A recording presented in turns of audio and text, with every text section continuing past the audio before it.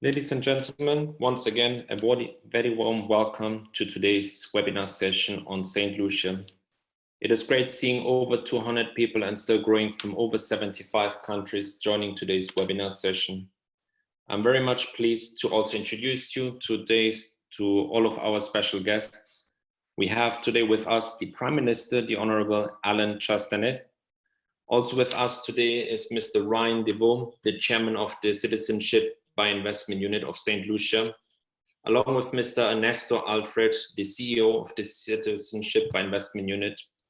It also gives me a great pleasure to welcome Mr. Arton, the founder and president of Arton Capital, and also our lovely colleague, Ms. Elizabeth Makhoul, the program director of the Caribbeans.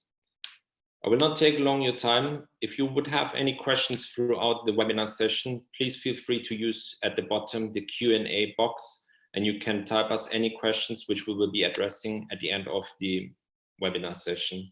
I would like to hand over now the words to our president, Mr. Arton.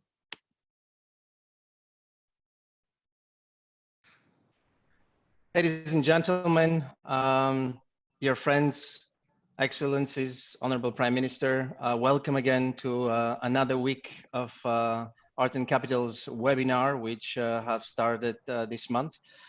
We're extremely happy to see the number growing of people reaching out to us to participate and to learn more about our industry and about the work we do, and specifically about the countries that we put the spotlight on, specifically St. Lucia today. We have more than 550 people who are registered from 75 countries. Even our Global Citizen Forum never had such a diversity and such numbers. So we're extremely happy to see how technology and how we can convert crisis to opportunity to reach out to more people and to bring St. Lucia to them and them to St. Lucia.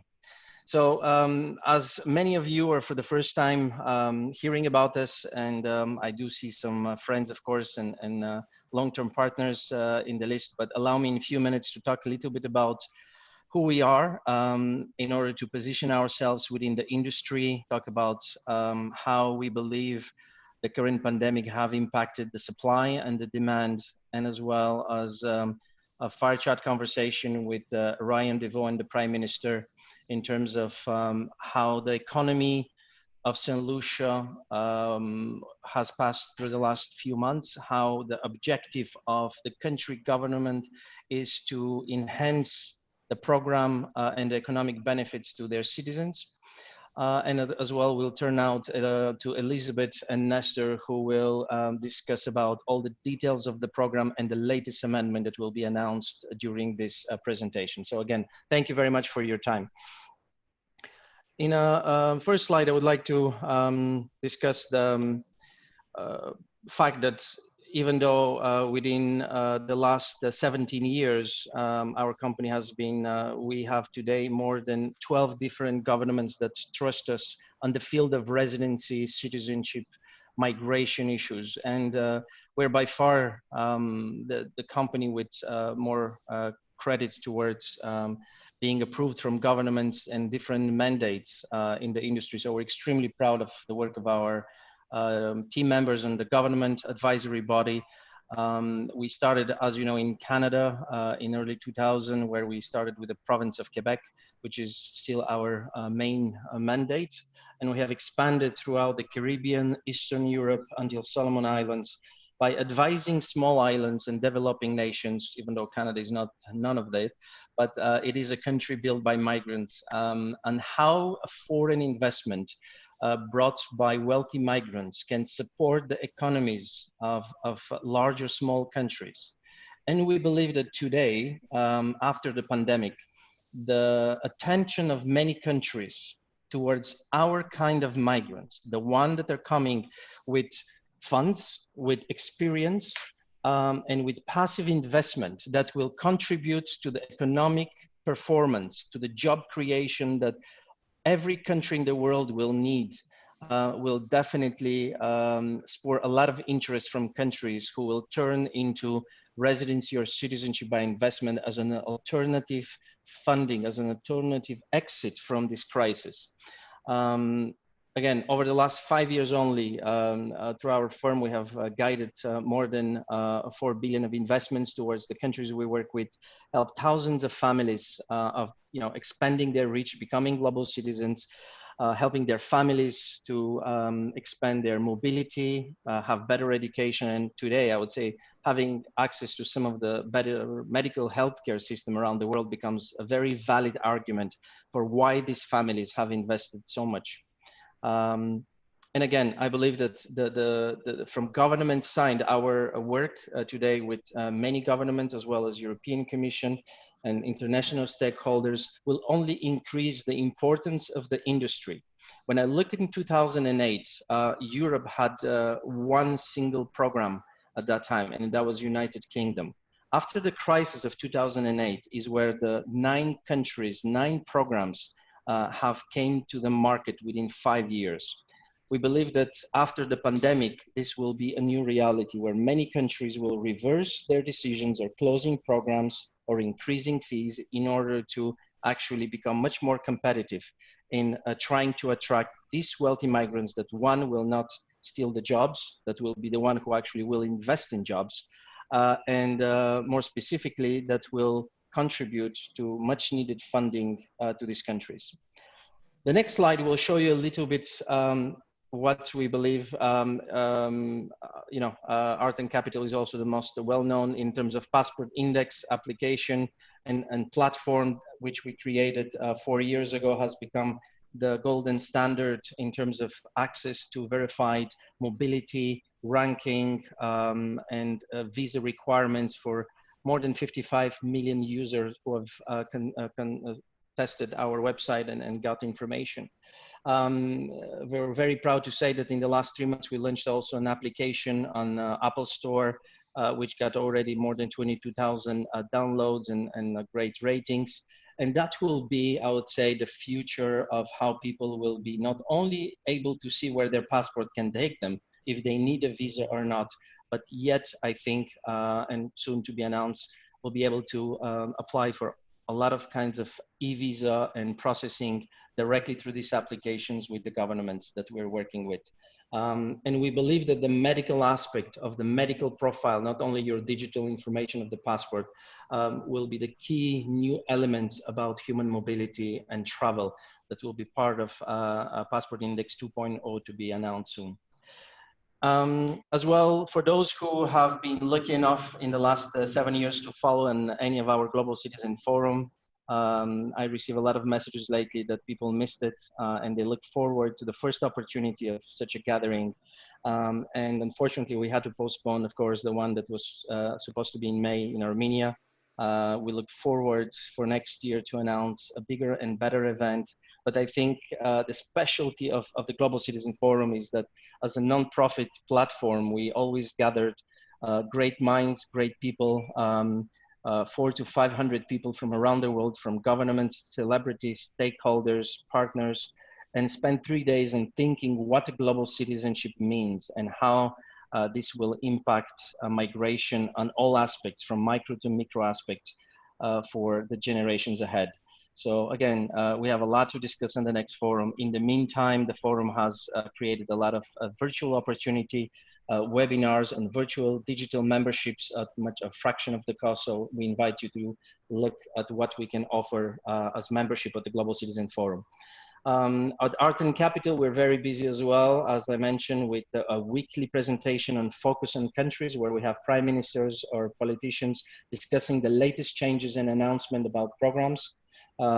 We are today at our third one, St. Lucia, and again, we have a great announcement about something very innovative that will be announced in the industry. So we look forward to the Prime Minister to announce it. Next week, it will be Portugal, and please follow us for every week in order to participate. In terms of magazine, we have also gone digital. So we have stopped the printing distribution of it, and everybody can access the Global Citizen Forum, the Global Citizen magazine for free, which is now being read by more than 12,000 people around the world. Again, it's a magazine for more than 11 years talking about global citizenship, philanthropy, and how people are taking the challenge of being a global citizen, as well as the responsibility that it comes with that status. Next slide, please. So even though, as all of you know, that you cannot, and none of us have ever choose the place where we're born, it came with a passport, and that passport did design and limit our mobility in terms of where we can go and where we cannot go. For thousands of years, people have migrated, and for the next thousands of years, they will continue to migrate. I think our industry has only become more important and relevant in the last 25 years when we have really created opportunity for all kinds of migrants to get to a better future for their lives and to decide who they want to be and what they want to, where they want to live. Now, the investment migration industry, as you know, helps only a fraction of the migrants, less than 1%, those that we call wealthy migrants. They represent on this chart, as you can see, about 2.2 million of potential people. That's people that have more than 1 million of personal net worth. That statistic has been provided by our partners at WealthX. And you can see the tranches of wealth from 30 million, 100 million, and 1 billion in terms of what that represents as a global pool of wealthy migrants. Now, even though it's 18 million of people that have more than 1 million in personal net worth, which we believe any of those people will be able to invest 100,000 plus for a second residence or citizenship, only 2.2 million of those live in countries or passports that have a visa mobility of less than 66. So this becomes what we call really the main potential demand supply of people that are born in countries anywhere from China to Russia to Middle East to Africa, where their passport cannot take them to more than 66 countries without a visa. So that would have been our perfect and goal of potential, high net worth families and investors who want to become our clients. And again, yet we have only 20,000 applicants applying, throughout the programs. Depending on, on residency or citizenship, it can go up to 25,000, which is a fraction of that 2.2 million. So we believe that the penetration in terms of potential markets is still at a very early stage. And by promoting our industry in the right way, by talking about it, we're going to reach out to more people who will believe and understand the benefits of the freedom and mobility that our industry can provide. Now, what we believe is that the pandemic has affected this pyramid of wealth. And those that will be the most affected will be, unfortunately, the ones that had 1 million, just 1 million and above. We estimate that that impact will, of course, impact about 50% of the demand. We're not saying that 50% of the demand will not apply and it will disappear. We're just saying that it will be affected. People will think twice about investing hundreds of thousands or millions in some cases for residency or citizenship. The upper chain and the end of the pyramid, the ultra high net worth, those with 30 million and more, we see an expansion. We see, especially in that segment of wealth, actually an increased demand. But anything below, we believe that it will trigger a financial constraints in terms of choices, having their businesses affected, having their employment and future income under question. They will prioritize, of course, the bigger tickets of their lives, such as houses, cars, and residency and citizenship that cost between 200,000 and 300,000, which is more than the average house in the United States, fits in that criteria. However, as I said, between the supply and the demand, we see it as a positive outcome. We see that more countries will turn positively towards our industry, and we see that as well more countries and more ultra high net worth clients will consider this industry as something that they might need. And the reasons why would they need a second residence or citizenship is the next slide, where the key drivers until now have been always this 5 elements, and access and mobility was until now the #1 reason why somebody would want to have a St. Lucia passport. He would have been born in China or born in the Middle East. He would not be able to travel to 80 or 90 countries without visa. And investing in an island like St. Lucia would have given his family the access to more than 130 countries, which he wants. And that mobility was worth the investment for him. The relocation was less of important until now. Most of our clients wanted to just to have the tool of mobility, the residence or the citizenship within the Schengen area that give access to Schengen area, but without necessarily permanently relocating to that country. The tax and retirement was really not a major element. Less than 5% of the clients have really put this as a number one driver into our industry. Of course, security, Plan B, and the cases of pandemic in this current crisis are the reasons that are the second most important for people to be able, in case of a war or distress or political instability or pandemic, to relocate to a better country that has access to better health and education. What we see after the pandemic is a little change in the importance of these elements. So we believe that the access mobility will become less of a driver. We believe that definitely the people will look at countries, how they have responded to the pandemic and how their healthcare system was ready for that as another important element within their choice of countries. Suddenly, actually, we're receiving people that are worried about the importance of taxation in the future, because they're saying all these trillions that were spent by countries around the world, eventually they will have to look for it somewhere, and they will start taxing even more and chasing every tax dollar possible. And we in the last weeks and months, we received calls from unusual places, because those people are saying, I'm worried that they're going to start coming after us, the wealthy Europeans and Americans. Somebody will have to foot that bill of 10 trillion that was spent worldwide. As you can see, even in Saudi was announced, a new VAT of 15%. So this is just an indication countries will have to start raising VAT taxes and collection. And that will become another element of, we believe, a driver for people to look for relocation. And the quality of life, we have seen people going back to countries like Canada or Portugal, or even in some cases Caribbeans, people that have spent the quarantine in the Caribbean in places like Antigua, St. Lucia, St. Barth, said, you know what, I would like to have a real second home here, because these places are isolated, and I want to be able to go to a safe place like this in case of another wave, or in case of another pandemic. So the quality of life and the possible relocation becomes, I think, a very important driver in the future.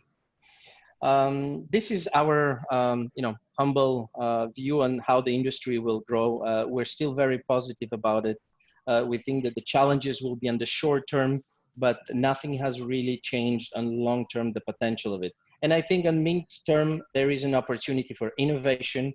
There is an opportunity for countries to come with new products, with new ways to assist clients. The supply and demand will drive this industry like everything else. So without further delays, I see that the Prime Minister is still on the CARICOM call. So I think if you allow me, I will start with Ryan. And we'll come back to the Prime Minister in a few minutes when he joins us. So again, Ryan, we have the pleasure and privilege to know each other for more than 10 years. And I'm extremely happy that you are part of this industry as the chairman of one of the latest countries in the Caribbean who came on board and have, I think, performed quite well in terms of strict due diligence, in terms of board and governance. And if you can just share with us a little bit the first 3 years, 4 years of this program, as you have been chairman from pretty much the beginning of it. How is your overall assessment, and how you justify this program in terms of your citizens in St. Lucia as a success? Morning, Armand. Welcome. Thanks for having us. And Elizabeth, hi as well. And to all your guests listening, it's an absolute pleasure to be able to talk to you today. Welcome to St. Lucia, at least remotely. Hopefully you have the chance to come in person. We look forward to welcoming you. So Armand, as you indicated, I mean, we would have started effectively in 2016. So we, relatively new entrant to the offering here within the OECS region of the Caribbean. I think from the very beginning, we wanted to do it properly. I suppose in that regard, learn from, some of the other programs that existed. So as you mentioned, from a governance point of view, that was always important. And so we do have a board of 5 of us, consists of 3 lawyers at the moment, 1 represented from our police immigration, and then myself, who's a banker, chartered accountant by background. And that's the body that then oversees the operations, the oversight of our CIP program here in St. Lucia.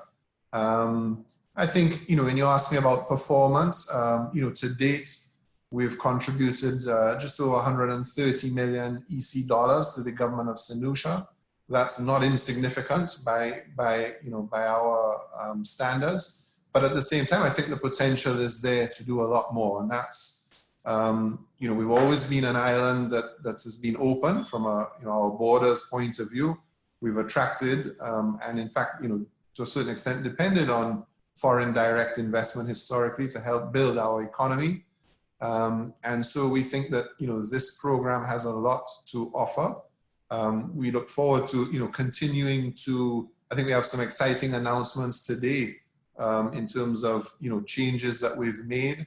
And there again, even from the beginning, St. Lucia's has had 4 options available to, achieve citizenship, which has sort of distinguished us relative to some of the other programs as well. And today we're looking to make some of those options, even more attractive given what's going on and so on. So I think, as we mature as well now, I think we've begun to put a bigger focus on marketing. So again, we really appreciate this opportunity to, work with the Arton group in terms of, attending this and doing more in the future as well as we, have ensured that our operations have been run, what we think very efficiently. And I think in the early days, one of the criticisms was, we had some issues. We've resolved those. And as I say, continued with a very strong governance program and now operationally effective. And we look forward to, welcoming many of your guests now to St. Lucia. Thank you. Thank you very much. Can you tell us a little bit more about actually the financial industry on St. Lucia, as you were as well heading one of the largest financial institutions on island? We had a lot of questions coming as well through already some of the participants about the banking, microfinance, insurance industry. What St. Lucia offers at that level?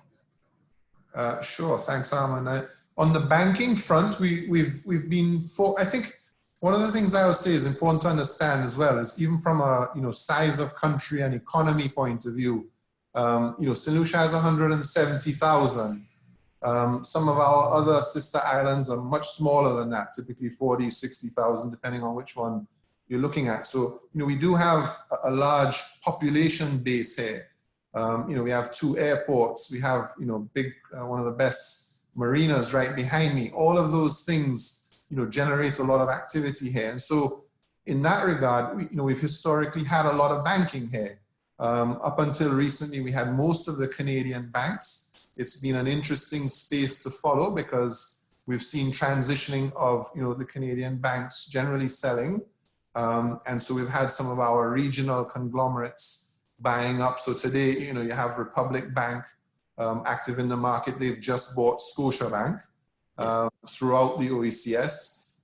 We have First Caribbean, which is CIBC out of Canada. They've recently announced a sale to a conglomerate out of Colombia, I believe. We've had Royal Bank of Canada historically. They too have just been bought by a local indigenous banking group. And then we have Bank of St. Lucia, which is the biggest bank actually on the island. So it's an indigenous bank. I used to be part of that group. And then as well, we have First National, which is another indigenous bank. So it's a very well-banked domestic banking landscape. And then we have the international banks, which, as you mentioned, I do run the largest bank here on the island. We're now majority owned by a publicly listed Jamaican group. And indeed, there are other international banks operating here. And I think, again, with a strong history of ease of doing business. Again, that's one of the measures people want to use. We can argue whether it's the right measure or not, but St. Lucia's always ranked one of the top in the Caribbean, even from an ethics and corruption point of view. We've ranked very well. So I think it's a good place to do business. And as I say, our banking sector remains quite robust. Excellent, thank you. And can you tell us a little bit more about the tourism, the kind of tourism that St. Lucia attracted in the past, and what you think would be the effect of the pandemic on the future of the tourism in St. Lucia? Yeah, thanks, Al. So, obviously we're a tourism island, right? I mean, I think it said roughly 60% of our economy is tourism. We have a mix of the all-inclusive hotels, so for example, your Sandals, Coconut Bay, etc., which do drive a lot of volume, historically drive a lot of our, US market share. So in terms of arrivals, US would be about 45%, UK with Europe, UK being the main participant, maybe about, 35, 40, I would guess now. And then the rest, other or regional, historically regional, quite important as well. So we have that mix of, as I say, the all-inclusive, but we also are well known now, and St. Lucia prides itself on, being, I think it's been voted for many years now, #1 honeymoon and romance destination. It's a very beautiful island, but that has led to a lot of boutique properties, which I think, when we look now at post-COVID, and then indeed as well, villa rentals, something actually that I have an interest in myself. So that, we have a very nice mix. And I think, there's been a fair bit of discussion, how are we going to evolve from this? I think, some of your smaller properties where they're, more intimate, less mass gathering, I think, there's an appeal to that. And then at the same time, we're actually, and PM, I'm sure will speak about this, but we're looking to reopen in June with some of the all-inclusive concept, but keeping it very isolated, as an initial start, as a way of starting the economy back up in June. So, so I think, there's still a lot of uncertainty, obviously, but, we think we should, I'm sure we will ride through this and come out of it having learned and move forward. But it's definitely, not something we would have planned for, and a definite shock to the economy. Yeah.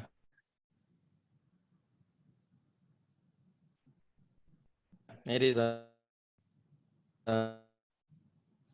nobody could have earned it, but I think well positioned to, and I think also for executed, and that brings the confidence that even in a future cases of second wave and etc., the country will be well prepared to handle this, and to be open to tourism, take the measures that, as I said, a lot of organizations from IATA to ICAO and Travel World Council are looking into what holidays would look like in the future, with tests before, after, what kind of isolation, what kind of precautions. So as I said, it's a lot of the innovation comes from necessity and from crisis like this. So I think having Nobelist in the World Cup in St. Lucia, I think, is a number in terms of new way to attract the new kind of tourist. Now, as I still believe Prime Minister is not joining us. Yeah, go ahead. No, I was just going to add on. I mean, you touched on two things actually. Tax early on in terms of how focus is changing. I think tax and health, and I mean, no one can say anyone has got this thing perfect, but I think St. Lucia has done a good job of managing the health, and we've been very fortunate. We've only had 18 cases on island. The vast majority, I think almost 15 or around there, were introduced obviously from foreign travel. And then otherwise, we've had no deaths, and everyone, has been, except for one now still in it, has recovered. And I think, even again at the, at the medical level, we were fortunate that we had a brand new hospital built for us by the EU many years ago. And so we commissioned that and made our, old hospital strictly a respiratory hospital. And I don't think, again, many countries have had that, thankfully it hasn't had to be used very much, but at the end of the day, and we put in a very strong local community healthcare assessment process, strict contact tracing, and so on. And so I think, as I say, I think we've been very fortunate, and we were one of the islands early as well that started to turn away cruise ships at the time, with a fair bit of criticism, but I think in the end, it demonstrated to have been the right decision. So again, I think, there was a certain amount of leadership demonstrated by the government in terms of how we managed our healthcare, and now, on the back end of it, the resources that we do have, because we fully commissioned the new hospital. And so I think all of those things are very positive. On the tax side, because of, historically. Yeah, I believe for visiting. Yeah, please. Yeah, mention, go ahead. I was just going to say, on the tax side, we've introduced as well a territorial tax system, which means foreign sourced income is exempt. And we've also introduced, for example, our head office legislation, which allows companies to come here and set up your employees, either both local or foreign, are tax exempt. And so we've done things to, attract commerce to this business. And historically, our capital gains and dividends have always been exempt, both, whether it's local or offshore, etc. So again, I think, when you start to talk about tax and residency and having a place that, people enjoy living, I think St. Lucia, has a lot to offer in that regard. And I would encourage, everyone listening to, explore it. You can come and see it and make decisions for what you think is best for you and your families.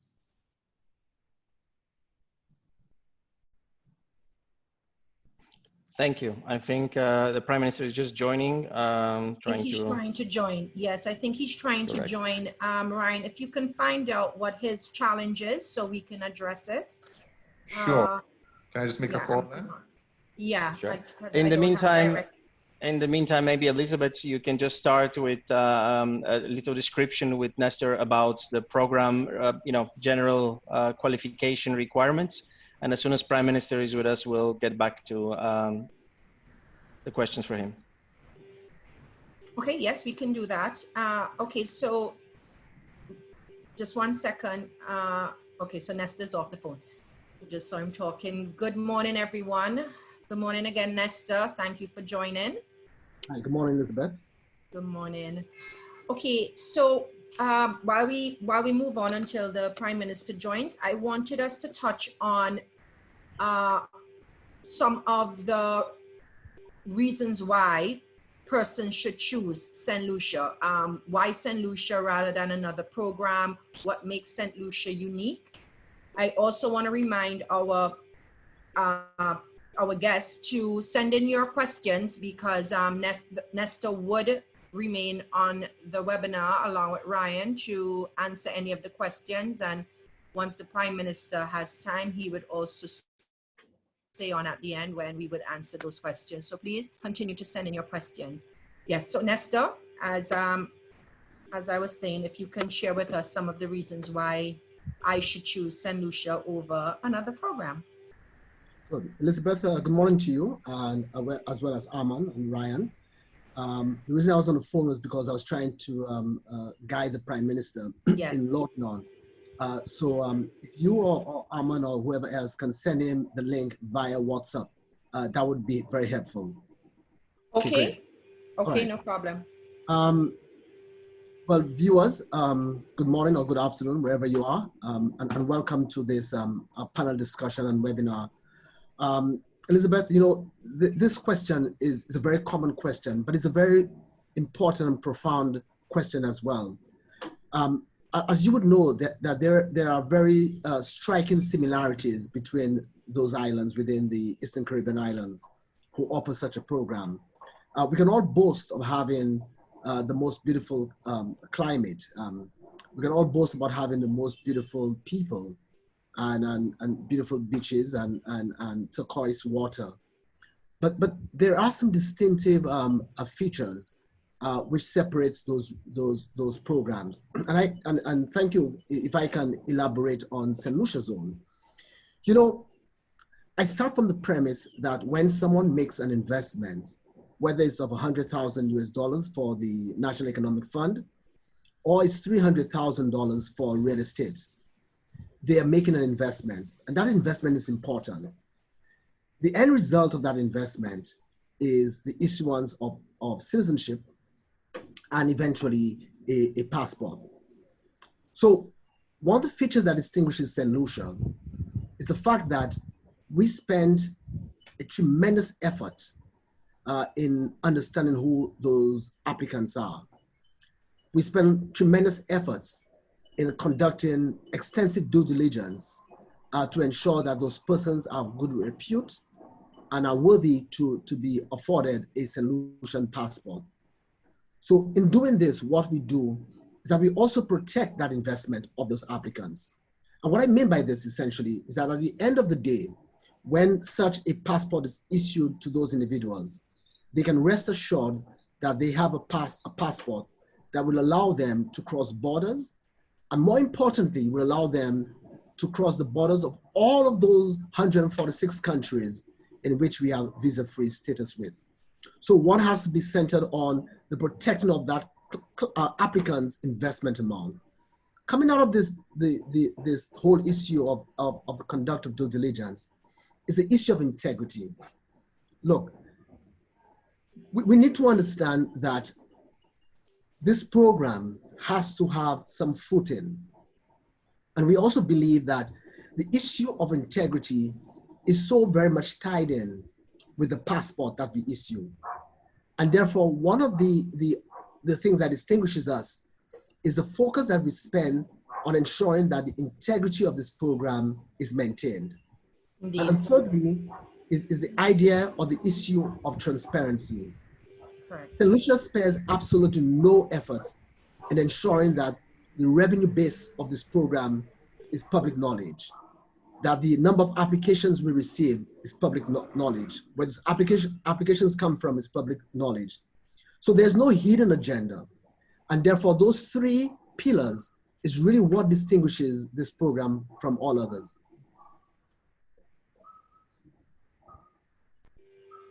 Do you have any, you spoke about your visa-free access. Are there any plans to expand the coverage of your visa-free of the world?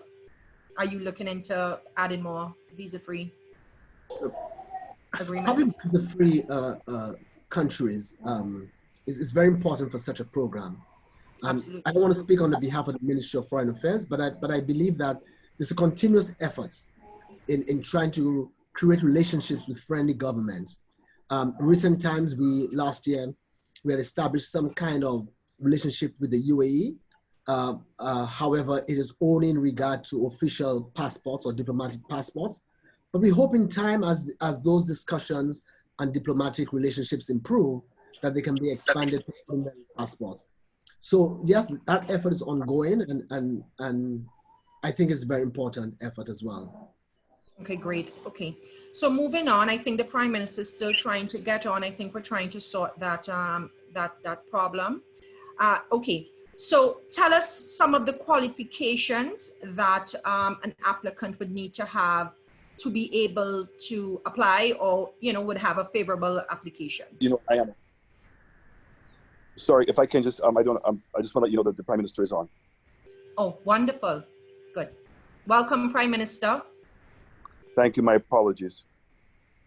We understand. Thank you for joining. So what we will do, Nestor, let's finish the qualifications and then we'll hand it back over to Mr. Arton, who would then have his conversation with the Prime Minister. Okay, great. Well, I think that we start off with ensuring that those persons don't have any criminal background, that those persons don't present any national security risk. And that is a very broad terminology. And very importantly as well, we want to ensure that that those persons are persons that will not create any disrepute for the small island state. And again, as a means of ensuring that we respect the offers of those countries which have given us visa-free status, that any of our applicants have not been denied entry in any one of those countries. And therefore, if they have, then they can subsequently reapply and ensure that they get entry before we can even consider them. Okay, great. Okay, Mr. Arton, we'll hand it back over to you so that you could speak with the PM. Prime Minister, welcome. I don't know if it's possible for you to join us via video. If not, sound is going to be fine. Great to have you. Great to see you. Thanks. I love the background. Everyone has a beautiful background in thanks for your time again. Ryan has the We're delighted to have you. We went over with roster over.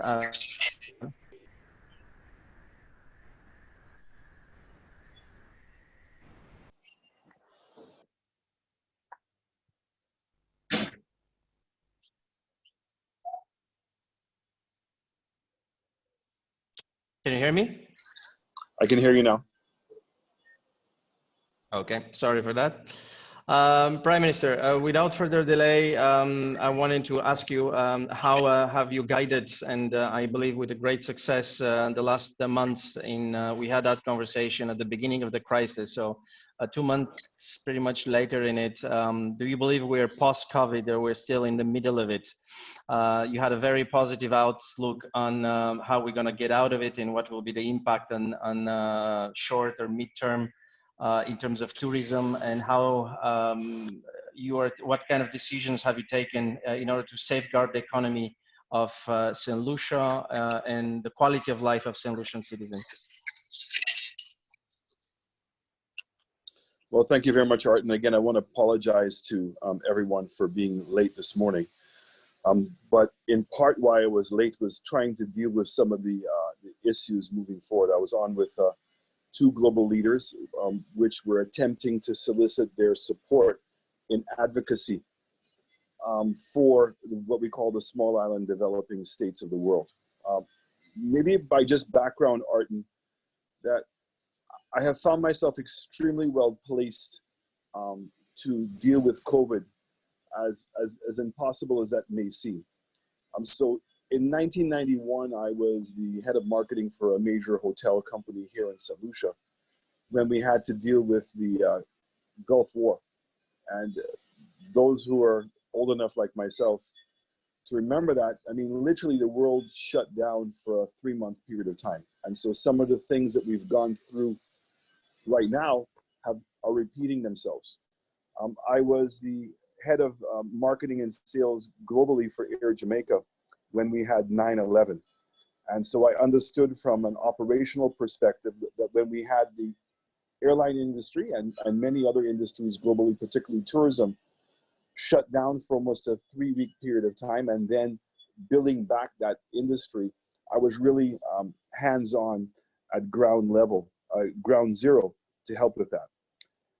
I was then the Minister of Tourism for St. Lucia when we had the financial crisis.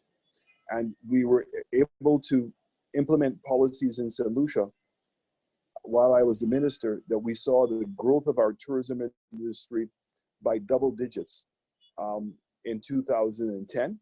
St. Lucia was actually the only country in the entire Caribbean that grew by double digits. And we had a 30% increase in arrivals from the United States of America in 2010. And then I have now been the Prime Minister dealing with sustainability and at the forefront of climate change over the last 2 years, 2017 with Irma and Maria, and certainly last year in the Bahamas. And I am now Prime Minister dealing with this COVID fallout. So as early as February.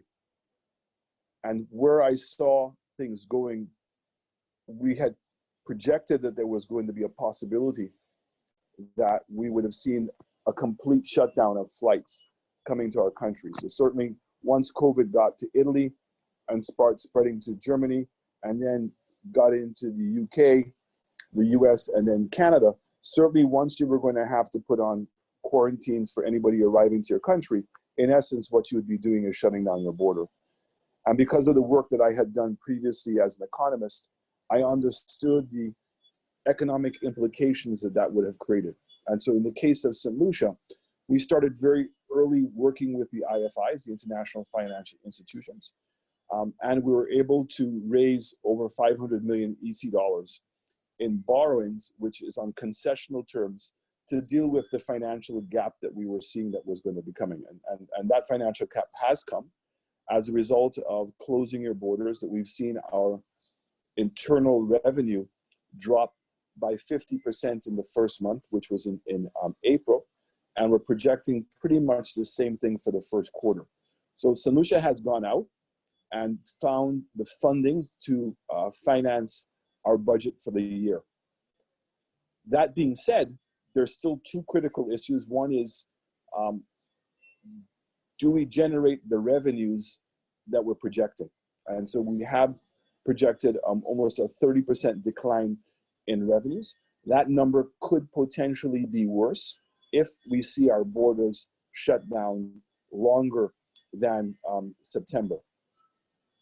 We're also seeing that we have 700 million EC dollars worth of bonds that are coming due this year. Normally, we have a pretty easy transition of rolling over those bonds and treasury bills. But sadly, with where we are today, many individuals and even some companies may require the liquidity themselves, and therefore they're not going to roll over their bonds and treasury bills. So in essence, the bond option that we're offering today and we're launching today is in part to meet that need. So the monies that we will be getting from the bonds will not be used to incur additional debt for the state, but to convert out existing debt, so that therefore the mechanisms and the funds to repay that debt was already there. So this certainly would help me replace some of my shorter term debt, and maybe even some of my longer term debt that might be coming due very soon. The fundamental savings to the state would be on the interest that we'd be paying out. And we're accustomed to developing a sinking fund. So every year we're setting aside. Thank you. Yep. Every year we're setting aside 20% of the money for the sinking fund. Excellent. You have jumped right in terms of talking about the bond. And previously, I discussed that our industry since 2008, I have seen exactly in times of economic crisis coming to help in countries in Eastern Europe, Canada, and across the globe, and being used as an alternative financing solution to, Troika and World Bank, IMF, the European Union. Again, I believe that what a lot of people are expecting to hear more about, that St. Lucia has come up with what the European Union called the first Corona bond. And the benefit or the disadvantage of having 28 member states is that they couldn't agree to it. The benefit you have is, as you said, you're the Prime Minister with experience in business, in tourism, in aviation. So I think you have come up with solutions and understanding of the economics quite fast. So can you tell us in a few words what this new offering, and of course the details of it will go through Nestor, but in terms of why now going back to the bond, to that new way, as you already described, is to use of the funds for replacing older debt at higher interest rate, as well as the fact that, from my understanding, St. Lucia has one of the best historic performance and never defaulting on debt. Can you elaborate, because a lot of clients are trying to understand that, okay, this will be zero bonds, so that the foreign investors who will get the citizenship will not get any return to it. but the guarantee of the state will be there. So what is the guarantee of a sovereign state like St. Lucia? Thank you very much, Arton. So before I get to that, let me just say to you that my colleague prime ministers have asked me, because of my experience in tourism, put together a plan to reopen our international borders. And so for the last 6 weeks, we certainly have been championing here in St. Lucia a term called coexisting with COVID. Until we're going to have a vaccine, we're going to have to learn to live with COVID. I don't think that the world can continue to be in shutdown mode the way that we are. And so we know that from COVID that we contact tracing, testing, as well as social distancing, that those three things really work. And we've been working with the Harvard University and also with McMaster out of Canada to come up with a protocol that we believe that can allow our hotel industry to reopen. So St. Lucia is on track to reopen our borders on June 4th. It's going to look very different in that the persons who are going to be coming to the island for vacation are going to have to be tested prior to coming back. And that we're going to use our all-inclusive properties to keep them in a self-isolation, if you'd like, for the pilot phase of the project.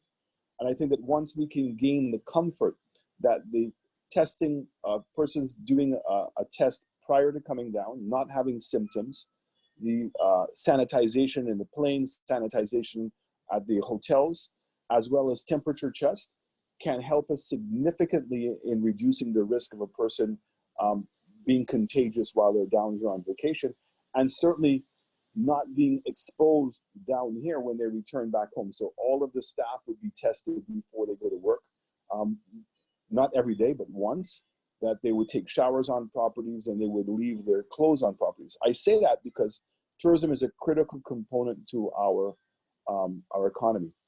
Similarly, that we've started what's called a Headquarters Act here in St. Lucia, where we allow companies to open up their headquarters here.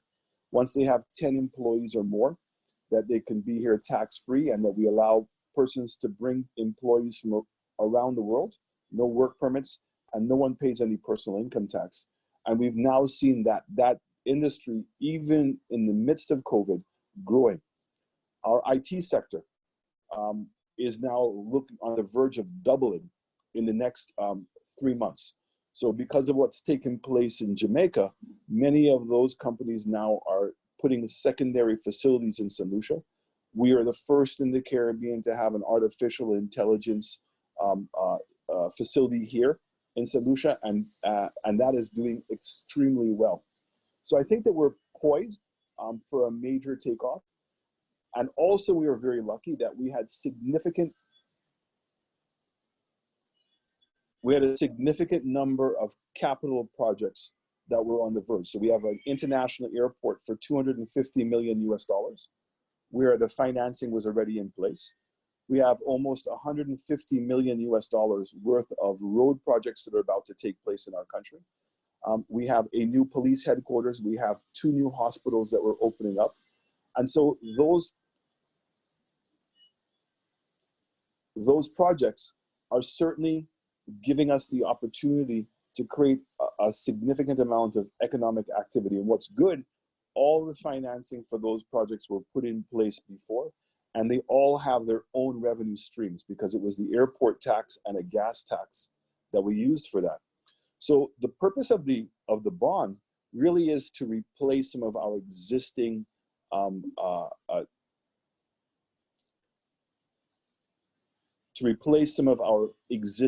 debt, and to take that pressure off of the government.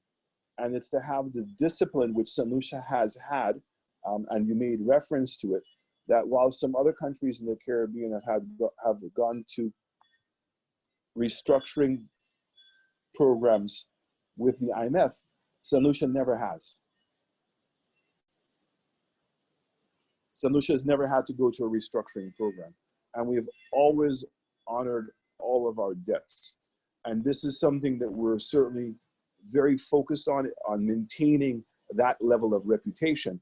And that is why we have acted early to come out with this COVID bond to make sure that we're in no position for a default. And certainly if we can deal with this short-term problem that COVID has created where other persons need liquidity, we believe the value of getting a $250,000 bond over a 5-year period, that has tremendous value at this particular time in comparison to what our donation program would be. I agree, Prime Minister. In you know, for a long time that I have always recommended bonds as what we can call now a social impact bonds, but I think it's always been an attractive tool because people are more than happy, I would say, to renounce to the interest of these bonds, knowing that in exchange of return on their investment, they're getting something much more valuable than a percentage of a coupon. They're getting that freedom and that mobility and that second citizenship, which has no price. Again, St. Lucia was the first country to offer a bond such in the country. The pricing was different. Do you believe that other countries will follow your example in the Caribbean with such a bond offering? Have you considered and have you consulted your other friends, prime ministers? I certainly have, and in fact, when we were first coming out with this bond offer, we would have preferred it to have been a bond offer from the countries in the OECS. I'm hoping that maybe that St. Lucia is taking this leadership role, that some of the other countries might join us, and that the bond offering would be now going to help put monies into our central bank to be then on lent to the different institutions that we have. But as you know, Arton, that takes consensus, and it's something that we've been attempting for the longest time to create some kind of consensus among our CIP programs in the region. So St. Lucia is proceeding, and we would certainly welcome any of the other countries coming up with a bond option. And certainly, I'm hoping that maybe the OECS will come up with something very similar moving forward. But in the meanwhile, I can certainly control the destiny of St. Lucia. I think that we have a fantastic financial reputation of stability, and we have a very clear strategy in my mind of coming out of COVID. You know, we have been successful in that we've only had 18 cases. Luckily for us, no one has had to go to hospital. No one has died in St. Lucia. We've now built, opened a dedicated respiratory hospital, and it is fully equipped. And we imported 110 Cuban doctors and nurses to man that respiratory center. So while we don't have anybody in it right now, certainly we know that opening our door may expose us, and we're certainly prepared to handle some level of fallout. But we believe the protocols we're putting in place would allow us to move forward in a very positive way. The good news is that tourism, particularly for the Caribbean, is destined to come back much quicker. We are seeing a pent up demand. We saw the same thing after 9/11. We saw the same thing in the financial crisis, that even though the tourism may have contracted globally, the Caribbean's global market share is only 1.5%. And what we've seen is that when we have crises, that the Caribbean's market share, global market share, increases. And so I don't think that this is going to be any different. And the type of tourism product that we have in St. Lucia is, I think, very accommodating to where we see people going. I think a lot of couples are going to want to come on vacation. People are not going to be looking for massive resorts or being in large crowds. And I think that St. Lucia's product accommodates itself very well in that regard. We have had a major marketing program since the inception of COVID, which is called 7 Minutes in St. Lucia. We have gained over $150 million US in exposure on social media with the success of the program. So we have not gone dark in the workplace. Well, sorry, in the key markets. And I think that we're going to see a much quicker recovery than people have projected. Thank you. I agree with you. And from what I'm understanding as well is that this bond will be a bridge solution, a short-term opportunity, while this will not jeopardize and it will not cannibalize the demand for the real estate option. Because again, from tourism, you know that when there is a hurricane season or hotels are closed, is the greatest opportunity to build hotels or to renovate the hotels. So is this your vision as well? Is that from now until the end of the year, this bond option will be, you know, the new best offering that I think will attract the most demand, while this opportunity will be used for other hotels to be built or to be renovated. And after that, do you believe that this bond option will be extended after 2021, or it will cannibalize the demand for the real estate option? We actually think if it's going to cannibalize anything, it might cannibalize the option on our donation. And certainly this is a very concessionary program, as the persons would be getting back 100% of their $250,000 contribution. So it means, in essence, it really is what the cost of money was for the 5 years. And as you know, right now, globally, there's a tremendous amount of liquidity and also a great amount of uncertainty at the same time.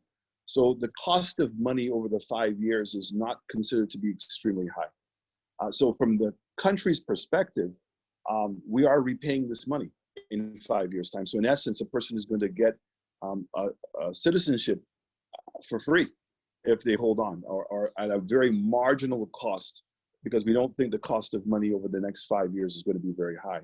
So for that reason, it's not a program that we would like to see extended for a long period of time. But we do believe that at this point, coming out with something as concessionary as this, there's a win-win situation. We're taking advantage of that we have the ability of doing this and getting funds to help meet the short-term financial crisis. And for the persons putting the money into this program, a country that has never defaulted on its loans, and a country that I believe will rebound much quicker than most other countries on a global basis. We've already shown our ability to manage the COVID from a health perspective. And I think that we're well on our way to handle the economic fallout. So I think this is a win-win situation right now, but given the concessional nature of the bond, it's not something that we would like to see much past 2021. That's not to say it's impossible, but I would say to you the likelihood would be that it would not be, because we've also made amendments to our donation that we believe will make us much more competitive in the region. Thank you very much, Prime Minister. And again, congratulations on this new option, which I believe it will be very interesting, considering especially the fact that it will be limited until the end of the year. I think it will attract a lot of demand. And you're right, it is the cost of money which will be the real cost versus the donation. So I totally agree with you.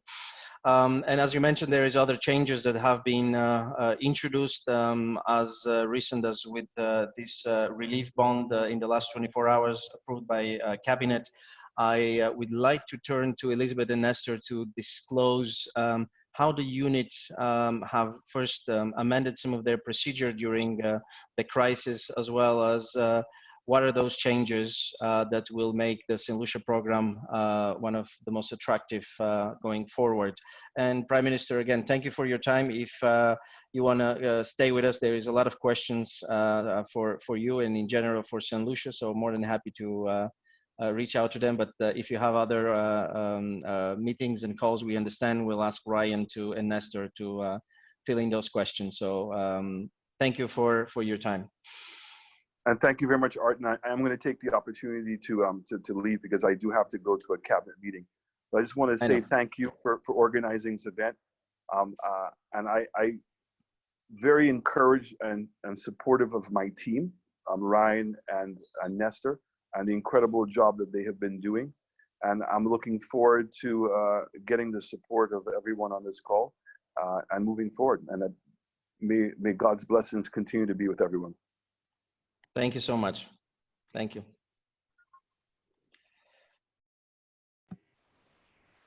All right, Elizabeth, I turn to you, and I think we're going to deepen into the more technical, that a lot of questions will be answered as well by the next slides, but we're going to keep in the track of the most relevant questions for the end. Thank you very much. Thank you, Armand. Well done by the Prime Minister. He broke it down for us really nicely. Okay, so Nestor, we're going to continue, pick up where we left off. So what has worked for the unit that I noticed to speed up the process completely was that you have in place a pre-processing of law enforcement where you conduct the due diligence while we have the client collecting the rest of their documents just to speed up things. Can you tell us a little bit more about this process? Because it actually has worked for us, where I saw approval in 45 days. And I remember I called you and I was like, Nestor, is there something that you're not telling us? Because I was so taken back that we got an approval in such a short space of time. So I wanted us to touch on that a little. But just let me point out to you that the shortened period of time for the grant has nothing to do with the laxing of our due diligence, but it has to do with the fact that we have established an amazing dialogue with all the stakeholders who are involved in the due diligence process. That includes the due diligence firms, that includes the law enforcement, and that includes the intelligence authorities. So we've had some meaningful dialogue with those parties in them also understanding how important this program is for St. Lucia. So I have to start by saying this was a starting point in that speed process that you now see. Okay. Secondly, we also recognize that the gathering of law enforcement intelligence information may be one of those variables that can extend the processing time on any one application. And therefore, we thought of, well, maybe if we can start that process earlier, whilst the application has been sorted out by the applicants, which can take anywhere between 1 month to 2 months to 3 months, by then we would have been one step ahead, major step ahead, in regard to obtaining that relevant information to make the final decision for the board in regard to grant. Okay, so I'm just going to run through like some of the requirements just for anyone that's interested. We want I won't expand on it, but what's required for the pre-screening would be a certified true copy of all pages of the applicant's passports, front to the back, certified copy of the applicant's birth certificate, and proof of payment of the relevant fees due for the processing and due diligence. That's all would be needed to start that process going, correct, Nestor? Correct. Okay, good. Okay, so let's move on. I wanted us to touch on some of the recent enhancements that were made to the program to help make it more attractive and more competitive to, other programs. I want to start off by saying that together with the board, we have spent some time in regard to our contingency plan. And in that contingency plan, we have developed and spent some monies on our internal IT platform to ensure that in terms of a disaster, we never foresaw such a pandemic. But even with this pandemic, the robustness of our processing platform was sufficient enough to allow us to vacate our office from March the 14th up until now, and to still continue processing applications, granting citizenship, and still issuing passport through the passport division. So that has been tremendous and an amazing fit for the CIP unit of St. Lucia. And we continue looking at ways. Sorry? No, I was going to say, yes, I realized that you guys were seamless in your transfer to IT, complete online. Great, and that's the right word. We were very seamless. Yes, and, you are. We've now looked at and we have established a relationship with the Republic Bank, the bank that Ryan had spoken to about in his earlier presentation. And it therefore means now we have the options of 2 banks to which applicants and our stakeholders can utilize for the transfer of investment amounts or fees. And then we are now having discussions. We've already created the e-platform for the e-payment platform, but we just need to sign off on the service level agreement in order to give applicants the opportunity now to make payments for the start, the due diligence and processing fees via the use of credit cards. Okay, wonderful. We look forward to that coming on stream. Just an off question. Any arrangements to the Principal Act? Are they looking at that? Any amendments? Yes, Any amendments? Sure. As of yesterday, we made some amendments to regulations which is published. And yes, we are making some amendments to the principal legislation. I wouldn't speak too much about it because it has not gone through to Parliament as yet. But I think what it's going to do is if anything else, is going to make the program a lot more attractive. And we are going to be focusing a lot on broadening the definition to a qualified independent. Because over time, we have heard a lot of complaints about the limitness of that definition of qualified independence. And we're hoping that with the proposed amendment to the principal legislation, a lot of those matters would be resolved. The issue of add-ons, how do you add on your citizens, your dependents, are other issues that are going to be addressed by this amendment to the principal legislation. So I think it'll be very interesting when those amendments are announced. And I think it will definitely make the program a lot more attractive. And Elizabeth, if I can just branch out on one very important area. Absolutely. Sure, thank you. In regard to the amendments that was recently made as of yesterday in respect to the regulations. You see, St. Lucia has always been a family, a single applicant jurisdiction. Suffice to say, our single applicants is at a fee of $100,000 USD. But we've decided that maybe we can also focus on the family because in recent times, we've seen quite a number of families coming out of Nigeria and Russia. Right. And therefore, we felt that we needed to address those jurisdictions and the number of families that we were bringing to St. Lucia. And we've made some fundamental changes to this. And for applicants who are applying with a spouse and up to 2 other qualified independents. Yeah, we're gonna get into that. I'm gonna touch on that because yes, I know that some amendments were made, some exciting ones also. So I wanted us to touch on that. It is later on in the conversation. So yeah, I'm glad you said that. So everyone stick around because some exciting new packages, I'll call it packages or offerings, are going to be announced by yourself. But going back, I wanted us just to share with us some of the things that you have to put in place or you did put in place. Why is it the, pre-COVID or moving into COVID was so seamless for you? Like what measures did you take to cushion the impact to the process of the Elizabeth, I think Ryan wanted to mention something. Ryan, go ahead. Oh, sure, Ryan.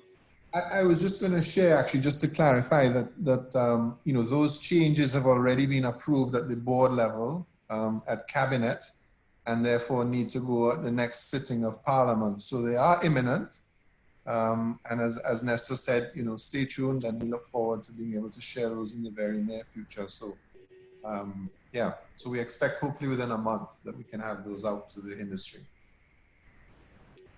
Wonderful. We're looking forward to discussing it, or how should I put it? Nestor, you're going to be releasing it, opening the curtain to your big announcement in just a few. But I wanted us to speak about the COVID impact and how you helped to cushion the impact on the process. Yeah, we did speak earlier on the, right. the robustness of our processing platform that is more IT engineered, and how this was so fundamental in regard to allowing us to work remotely and so seamlessly. But in addition to that, there were other little things that we had to do. So for example, because of the government's directive on closing down businesses, on the social distancing, from March the 14th, we shut down our office. But what is important in regard to St. Lucia CIP program is that there are a lot of Chinese walls. So as much as the CIP unit is responsible for the grant of citizenship, we are not involved in the grant of passports or the issuing of passports. Right. That is being conducted by the passport division, which is manned by both police and civil persons. And then we have the National Insurance Board or group who are responsible for the issuance of national insurance numbers, which are fundamental for the grant of the issue of a passport. We had to speak to those parties and get them to understand how we need their support. And they came on board very nicely.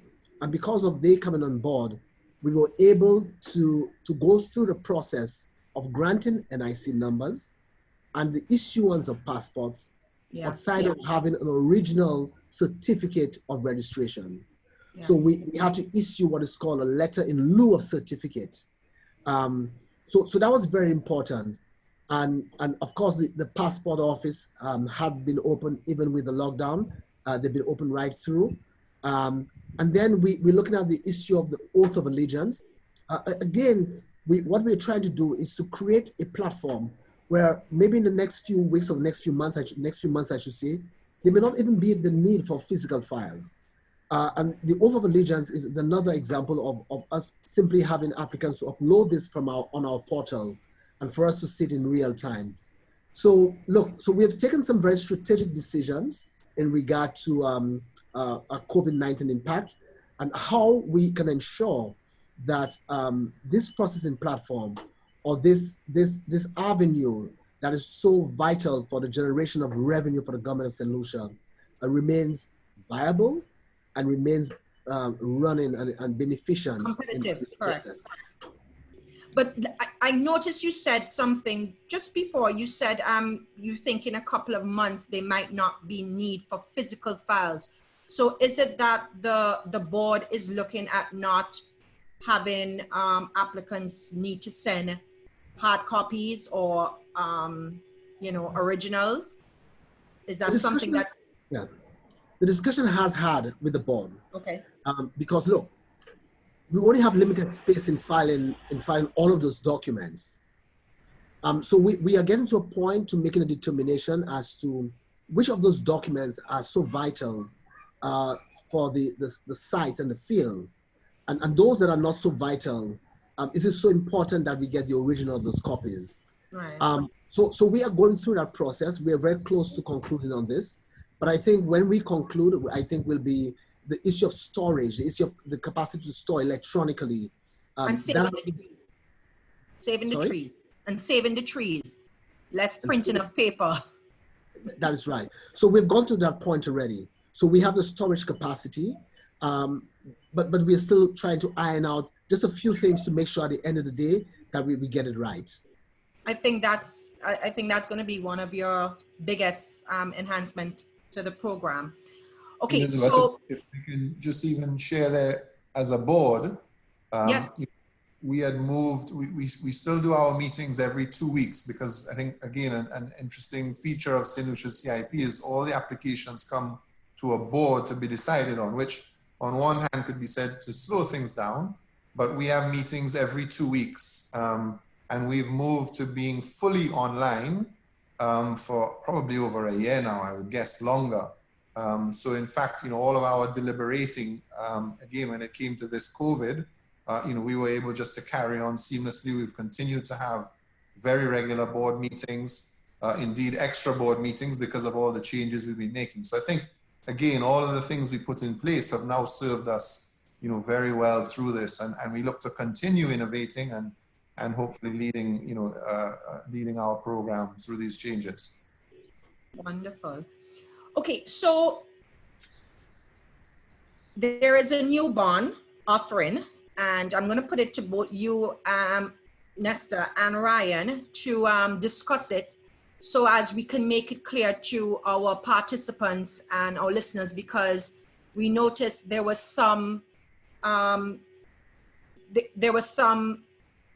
emails that were sent out that were contradicting what we knew to have been implemented. So I just wanted you, Nestor and Ryan, to just make it clear exactly what the new offering is, so our guests can totally understand it. I don't know who wants to start, Nestor or Ryan. Feel free. Ryan, you want to start? Or? Sure, maybe I'll give a high level, and then I'm sure you know the details. So yes, I mean, I think, as we discussed earlier, we've always had a bond offering. I think in the early days, actually about half and half of our applications were bonds. And then, there was, we perhaps wouldn't continue with them, and that we saw the demand decrease quite significantly. So we've reintroduced it now, and we've, tried to bring within it some flexibility. So, we do have it staggered. So it's 250,000 for the individual applicant.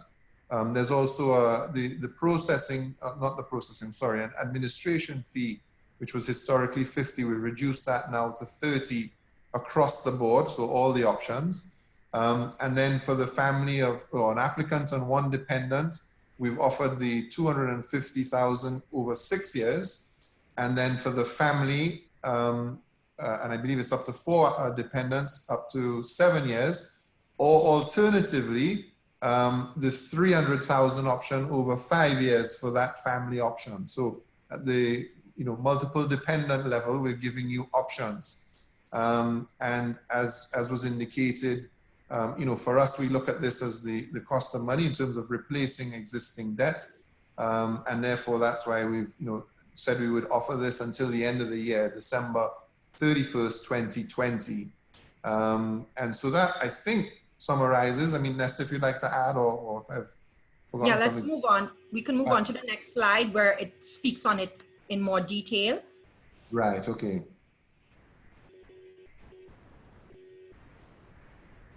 Okay, so Nestor, it says 250,000 for a single applicant for a 5-year bond, and then it goes into speaking about an applicant with one dependent, same 250,000, but then it's a 6-year hold. Yeah. Okay, can you continue after this? This is where there was some difference in what we were seeing and what you sent. I know what you sent would have been correct, but I wanted our listeners to be clear on, on what is the offering. Although Ryan did expand on it, but yes, but again I can go over it. So applying with 4 qualifying dependents is at the face value of the bond is at 250,000, and that is for a holding period of 7 years.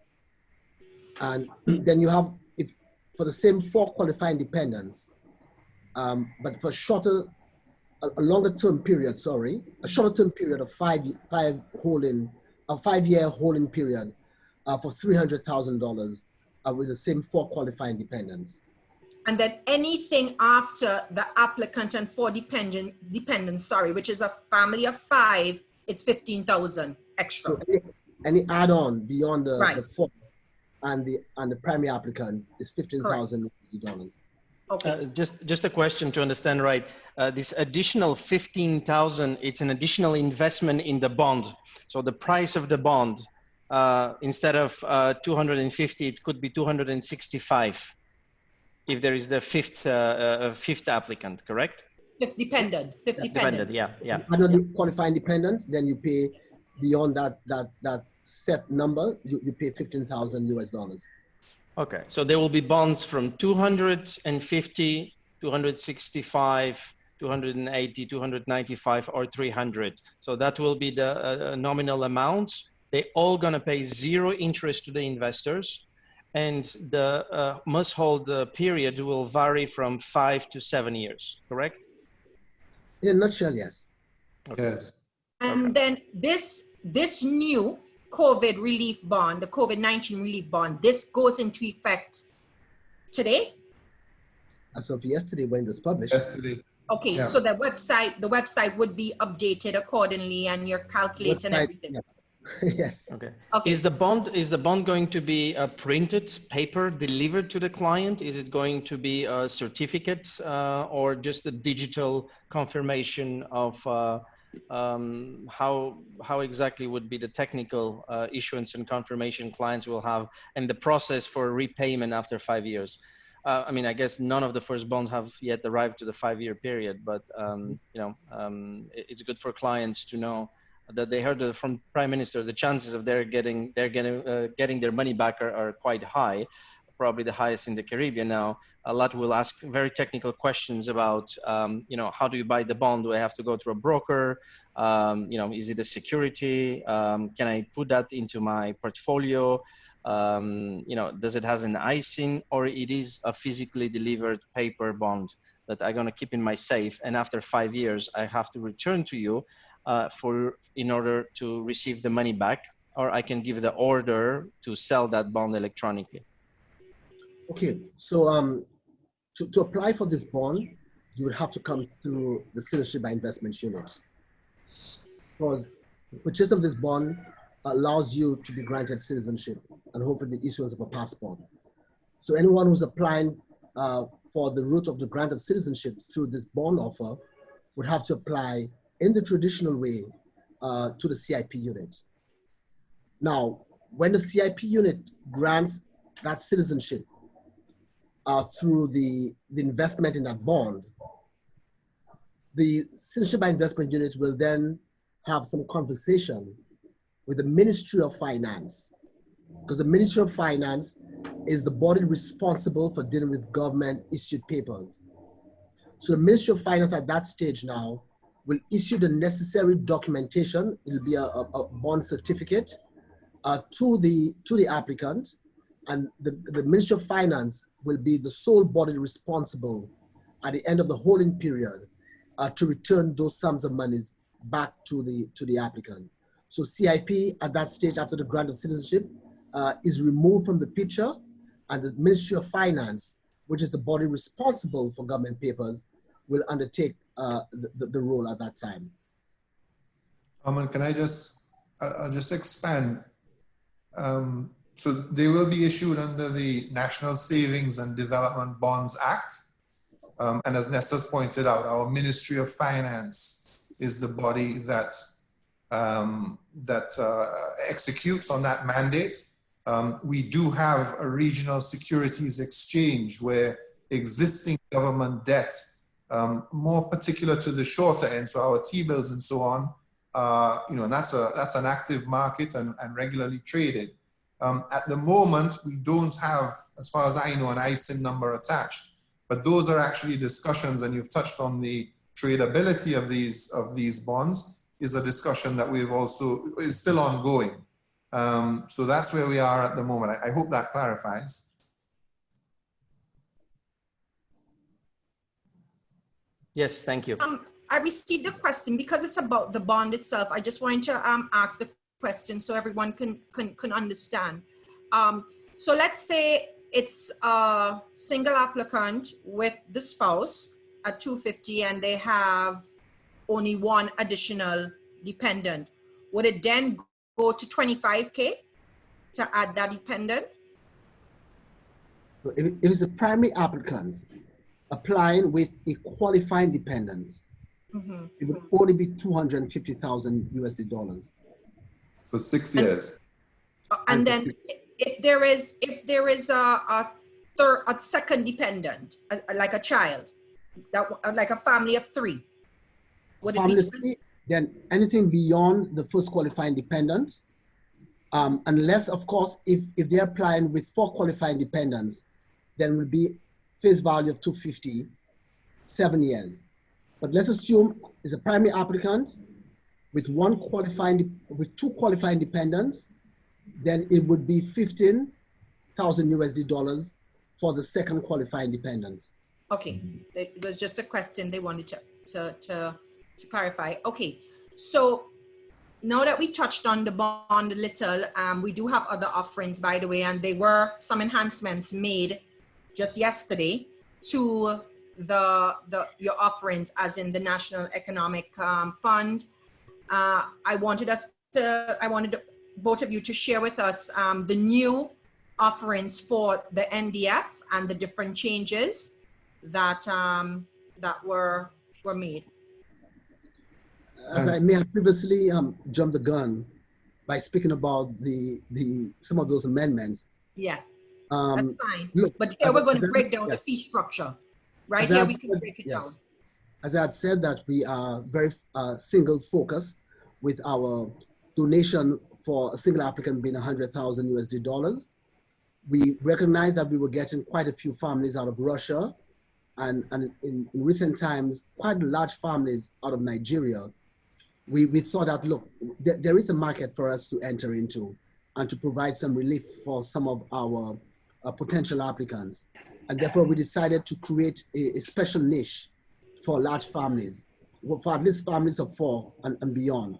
So if there is going to be a primary applicant applying with a spouse and up to 2 qualifying dependents, that is for US 150,000. And each additional qualifying dependent of an applicant applying with a spouse and the 2 qualifying dependents, there'll be additional fee of US $15,000 dollars.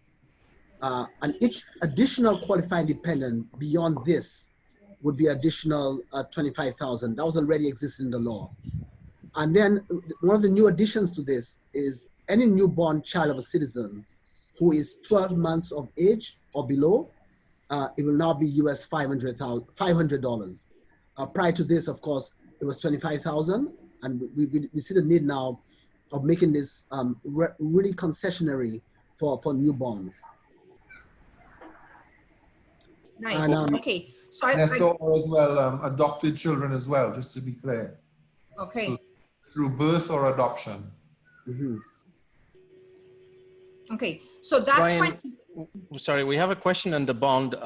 Is it possible to pledge that bond with the financial institutions in St. Lucia or outside St. Lucia in order to get a financing? At this stage, Armand, no, but that is a discussion that we've started to, as I say, that secondary market aspect. So I would say to you as of today, no. I mean, unless privately someone, talks to a financial institution and they're willing to do it. But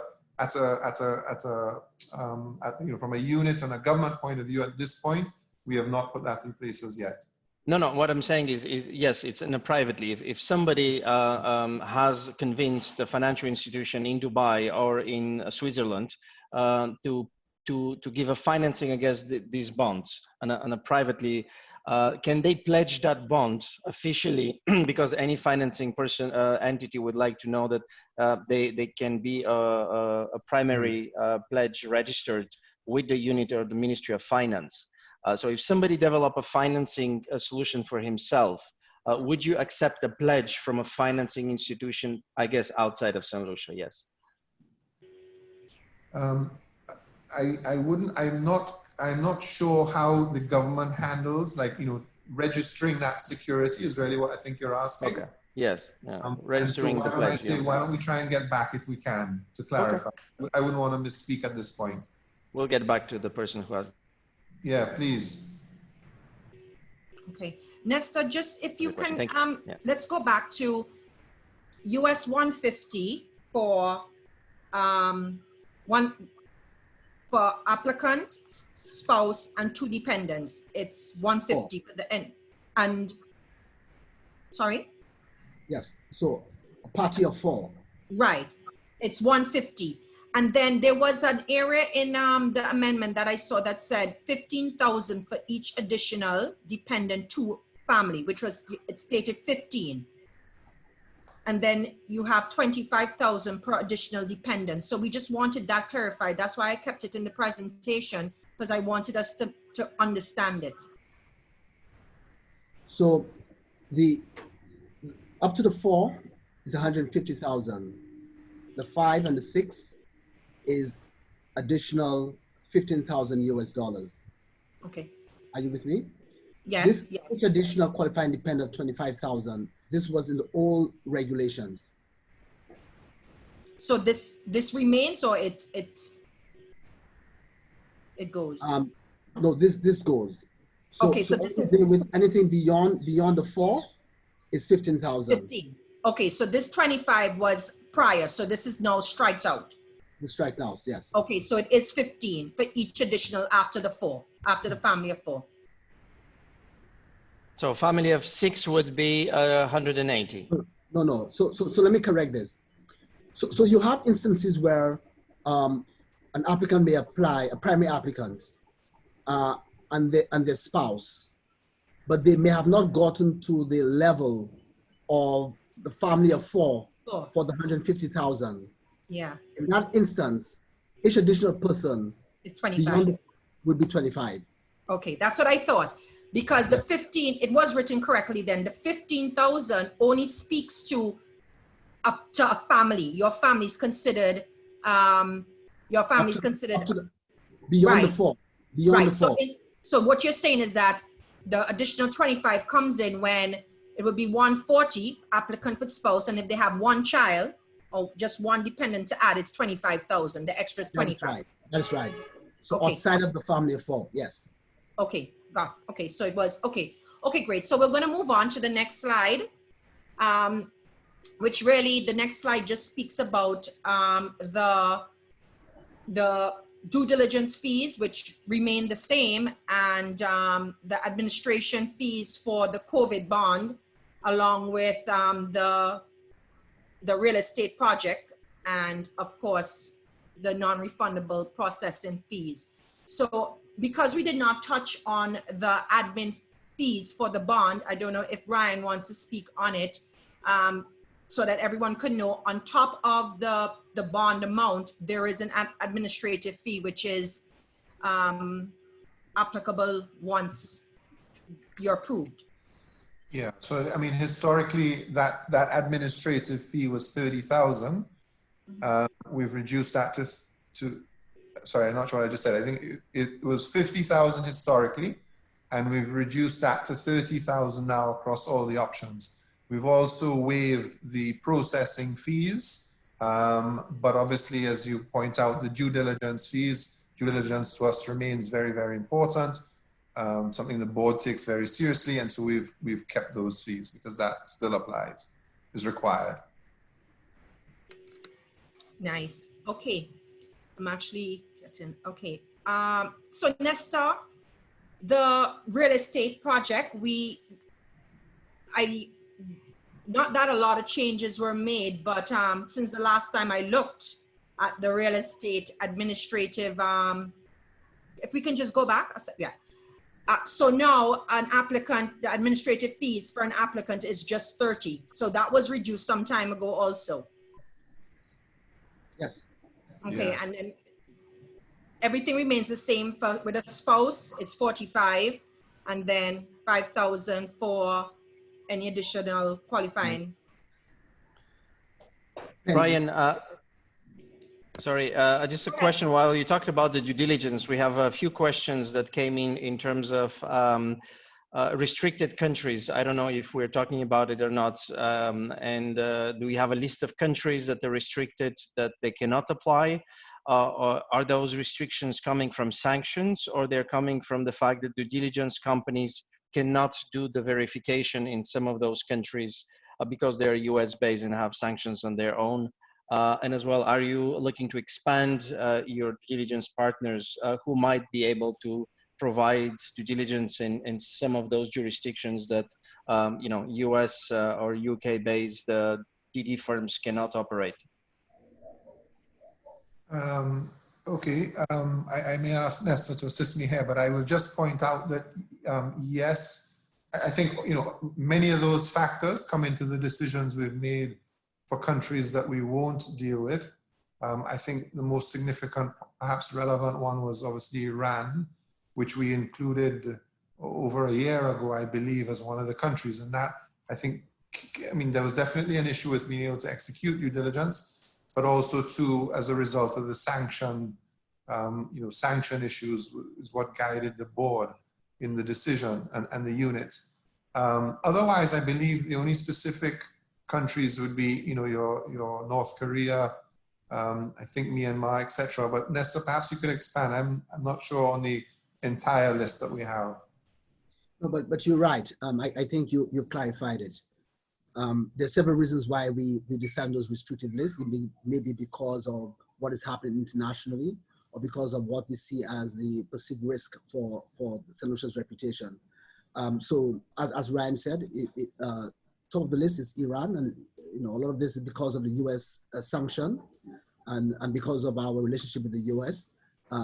We had to listen to some of the issues, and of course, being concerned of being applied to what is called the secondary sanctions. And then, of course, there were challenges in our existing due diligence firms being able to undertake due diligence on Iranians. We have expanded our due diligence firms, but in regard to those restricted countries that Ryan spoke about, irrespective, we would not be conducting business with those individuals. Can you just mention all the countries who are on that restricted list for the benefit of our participants? So it would be, for now, Iran and North Korea. Yeah. Okay. Just to expand, Armand, actually as well, you mentioned, expanding our network of due diligence. That's something we continue to look at. Even just last week, we've added a new group specific to the China market, the Chinese market. So it remains relevant. And then just to clarify on the matter of Iranians, if someone is born in Iran but has lived outside of Iran, unless I'm not sure that we have a threshold, is it 10 years? I can't remember. But, we can look at that file. So, perhaps if someone is finding themselves in that space, it would be best to, consult your local agent, or obviously, consult Arton, the Arton group. And then, let's see if it's something we can consider. Yes. And a case by case. Well, just bring clarity to this. You're right, Ryan, initially that was our position, but that position has been shifted. And that position had to be shifted because of what we were getting out of the United States.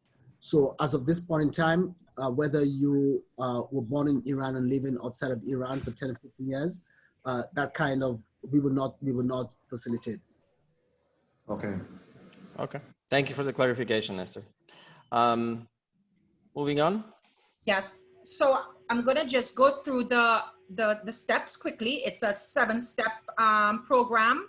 Everybody's very eager to ask questions. So I'm gonna just, take it up a notch. So it's a simple 7-step program. The file preparation with Arton Capital. Then we submit the citizenship file to the unit.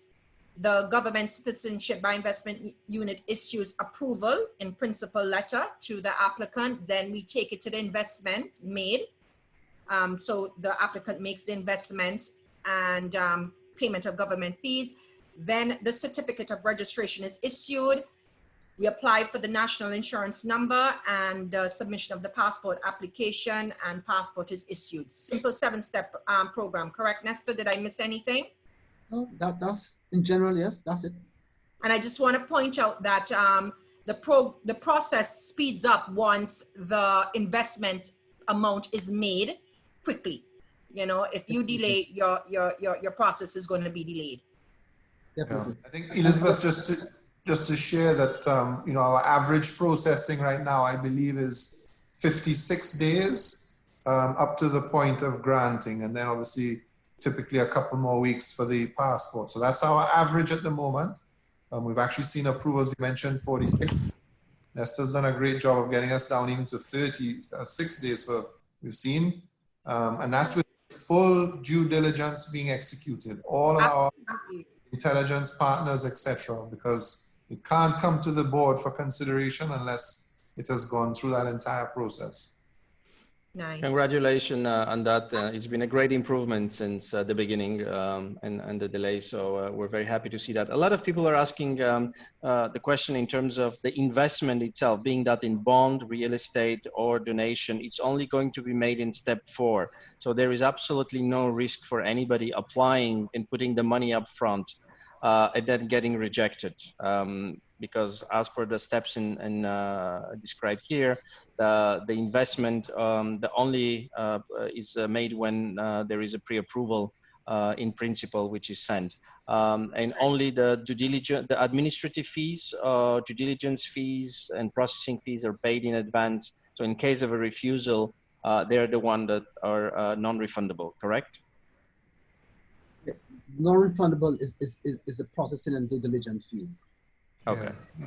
The admin fee, I think, on the bonds would be, correct, Nestor? Well, in regard to the bond, you only pay the 30,000 when you've been approved. Right. Okay, Yes. Great. Very good. It's just the due diligence fee. Just the due diligence fees. Perfect. Right. Yeah. Okay, that's very good. Thank you. Okay, thank you. Okay, so moving on. I don't know if we're going to go into the real estate options, and so we prepared just some small information about the projects that St. Lucia has approved for the program. So we have the Alpina Hotel and the Zoytree Resort. So with the Zoytree Resort, like we said, there's a minimum investment of 300,000 US. As you can see from the pictures, it's a very high level resort. 80 suites. It has a top SPA center, infinity swimming pools, a star level wine cellar. Tell us how are plans going for this one? How are plans going for this real estate option? Ryan, Nestor. Elizabeth, if you can bear with me, before I even speak about this, I think it's very important that I say to our viewers that the real estate presents enormous challenges for those jurisdictions who've been actively involved in it over the past 10 or 15 years. And we've sat back and looked at this thing, and we have thought that one of the ways in which we can ensure that our real estate program runs efficiently is by ensuring that we create a framework that would allow for proper reporting, for proper transparency, and for ensuring that all parties who are involved in that process, that is the investor, the applicant, the developer, are all engaged and are all aware of what is happening. And therefore, we ensure that all funds collected or paid by the applicants are put into an escrow account and not in the developer's account. We ensure that an escrow agent is established, and that escrow agent has the ultimate responsibility in ensuring that the flow of funds from that escrow account to the developer is done through what we call the payout schedule within the escrow agreement, and to which the investor is fully aware of. So there's clear transparency in that process, and I think that would go a long way in ensuring that everybody at the end of the day is fully aware of what is happening, and hopefully it can be protected. So if I can respond to your question, as you would know, COVID-19 has destabilized this entire world, and St. Lucia is no exception. And obviously, it is a Chinese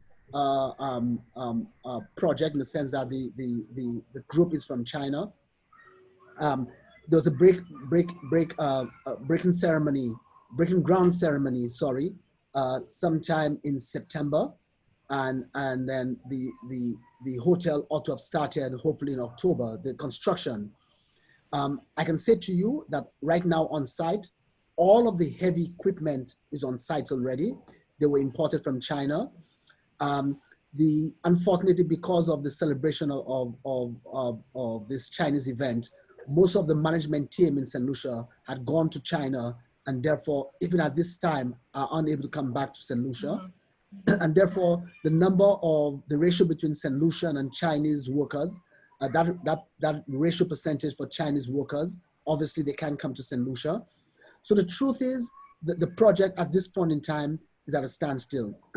However, I continue having discussions with the developer, and then we are now awaiting for the main management team to return to St. Lucia. Hopefully, as soon as St. Lucia opens its borders, as the Prime Minister said, June 24th, June the 14th, we can see the core management team now returns to St. Lucia. The plan is that if there are challenges in getting the Chinese workers into St. Lucia, we are going to start with the local workers and see how far we can go.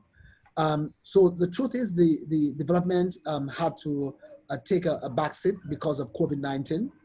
And the same applies to the other project, which is the Alpina Hotel. So this is where we are with it. Okay. Elizabeth, can I just add, you know, at a policy level, I think, you know, one of the things said is that, I've heard it said in industry, you know, St. Lucia was not interested in real estate. I think, you know, when I alluded earlier that, you know, we were, you know, late to the game or the most recent to the game, you know, we were able to look around and learn from what we saw. And as Nestor shared, you know, we've taken, we've put a lot of effort into trying to ensure we, you know, minimize the risks we think we see with these sorts of projects. And then secondly, to target, you know, groups that we think are very credible and that will strategically add to the offering of St. Lucia. So the Dream Zoetry project with Galaxy, you know, is bringing Apple Leisure as the management company to St. Lucia. Apple is one of the big, I think 1 in 3 of Caribbean guests, you know, to introduce to the Caribbean come through the Apple group. So a very significant group, you know, a competitor to Sandals, which we think is healthy. And so that's why, you know, in particular with that project, we're very excited. The other project, the Alpina. Let me just have them, let's go to the next slide, sorry, and then you can, yes. So let's go to the other one, the next slide. Sure. Right, you can speak on this one and then we'll go to question and answer. So just if you want to review this one, Ryan. So the Alpina is, you know, is bringing in the University of Lausanne, which, you know, some of our top hoteliers here and hotel owning families, you know, that's where they went to school. And so the ability now to, you know, have the first campus outside of Switzerland and them choosing St. Lucia, I think has been, you know, a wonderful, you know, from our perspective, a wonderful development. And I think, you know, again, strategically, it fits in with the thrust we have for the country in terms of developing our tourism sector and allowing persons now to, you know, formally study within this sector, whether it local or, you know, obviously we've put this together to be able to attract citizens as well. And so we're very, very excited about this project as well. So again, I think on the real estate side, you know, making sure we partner with, you know, the right people and you know, trying to ensure that we bring the final product to market. And I think, you know, both of these so far are very exciting in that regard. Yeah, absolutely. They look really good. They look, you know, they look as if they're going to come out really, really lovely. Okay, so I think this brings us to the end of our presentation.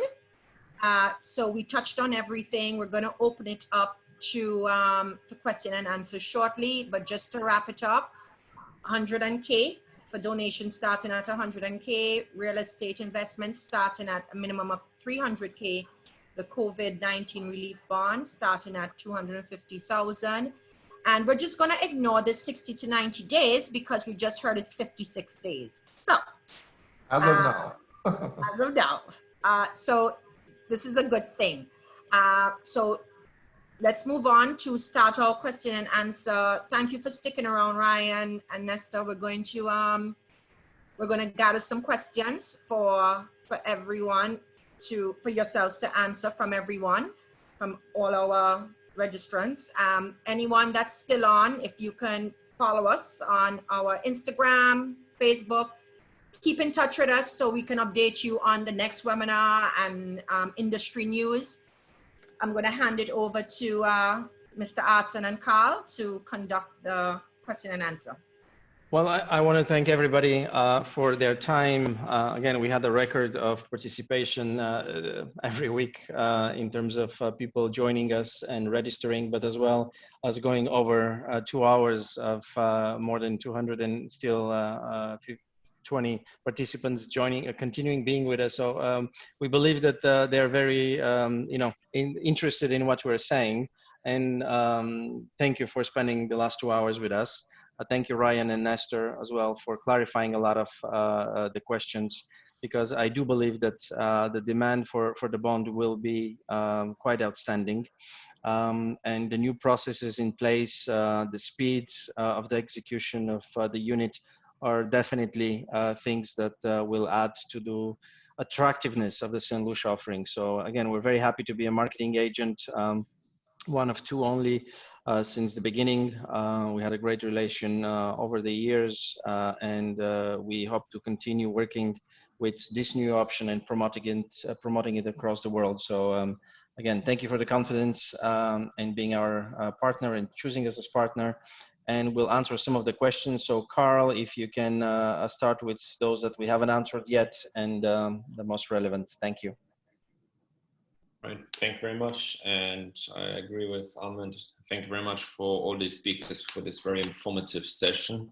We have received a number of questions which I would like to address to the round of the speakers. There has been a specific question which I would like to bring up as a general discussion, which was being asked by Danny. In the real estate option, what is the real estate market looking like now in St. Lucia? And how long will it take to process once approval is fully given? The applicant sends the investment immediately.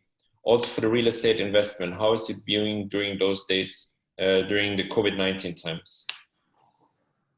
What was the last part, please? Sorry, I missed the last part with regard to COVID. The last part was for the real estate investment. How is it viewing done during these COVID-19 times? How is viewing done? You have to explain that the construction is ongoing. It's a greenfield project. There is absolutely no finished, to the best of my knowledge, there is no finished real estate project in the program, correct? Correct, Armand. Okay. Okay, that answers it, because some people thought that they are already, existing projects that people can view or select, but they're all greenfield starting project. And as we discussed, the construction is about to start post the COVID limitations of travel. Yeah. On the real estate side, I mean, just to say generally, I think, coming off the back of the 08 crisis, there's always a delay in the Caribbean. So we felt it probably 2 to 4 years after. St. Lucia never had, highly inflated prices. So we didn't see, like a crash of our industry. What we've seen is at the higher end of the market, those properties take, longer to sell. I think the price point for many, the 300,000 on our real estate option is the region where we see the most activity for second homeowners here. And as I shared, St. Lucia is an attractive place for second home ownership. We've actually just recently, last week, amended our alien land holdings license. And I think because of, Nestor's efficiency, the PM has decided to add more to our plate. And so the alien land holdings are now actually license process, which is the license required to own real property, has now been added to our CIP portfolio under the board, etc.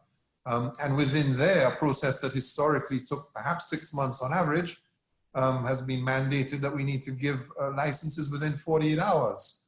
Again, because of the due diligence capabilities that we have developed. So again, all of these things are things that we are doing to make, and again, when PM talked and I talked about it, our Headquarters Act, that has driven a lot. We've had Digicel move here with over 100 employees, and that has led to the demand for rental property. And so we've actually seen an uplift in our rental, and again, in particular, that price point. So I think COVID will slow it down. I don't want to, be an unbiased perspective. I think COVID will slow it down, but at the end of the day, we've traditionally had a pretty reasonable sector here. Thank you. Ryan, we just had one technical question on the bond. What is the interest rate of refinancing on the country's current bond? Because we had to make repayments and couldn't roll over the same terms, or the recent IMF bond, the rapid credit facility that you have used? So those recent financing, the recent financing PM spoke about have been at very concessionary rates. So I mean, below 3%, between 1 and 3, I think is typically what we're seeing. So that has been good. Otherwise, our debt in the what I'm going to call the common market, historically, I would average in the 6 to 7. Yes. We've seen at the T-bill rate, again, there's the regional the regional securities exchange within our ECCB, Eastern Caribbean Central Bank. You can get information there. Typically, the T-bills were oversubscribed, and we've seen those rates go down to 1.5, 2, 2.5. They will come to markets, like for example, Antigua had one yesterday, I believe, at 4.5. It was slightly undersubscribed. So at the end of the day, the T-bill rate that was delivered to the market was 4.5. But it can range, as I say, with oversubscription, it gets bid down. So 4.5 on the high end for our short, and then on average, I would say 6 to 7 plus. I mean, there's some above 7, obviously, on the long term. Thank you. Nestor, a question for you. Recently, Antigua announced that they are accepting stateless people. As you know, in the Middle East, there is a large community of people which we call Bidoons that have been in the region for over 50 years, but don't have necessarily the citizenship of any of the Gulf countries. Are they allowed to apply for St. Lucia if they do not have an official passport of any country, if they're stateless, or if they have a travel document from, as you know, Palestinian or Jordanian? Yes, we have a number of persons, stateless people who we've granted citizenship to. So the answer to that question is yes. We do offer citizenship to stateless people. Okay, thank you. Any chances of increasing the validity of the passport to 10 years? That would be for the passport division to talk about, but I know that discussion has been had, but I know there have been some strong voices that it should remain where it is. Okay. What happens after 5 years when you renew your passport? Is there another due diligence that is made? Can the passport be revoked, and in what cases?